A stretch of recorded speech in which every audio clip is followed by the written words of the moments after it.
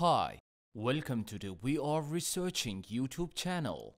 In this video, I am going to show you how to make Instagram accounts private on app step by step.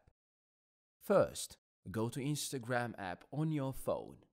Here you are seeing the home screen.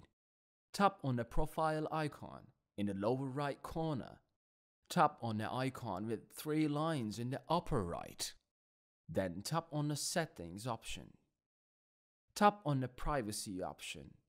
When you tap on the button marked with red and tap on the button of switch to private so that your accounts will be private.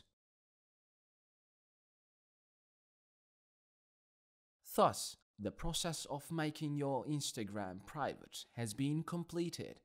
I hope you enjoyed the video. If you want videos like this to come, don't forget to subscribe to our channel, like the video, comment and click the bell for new videos.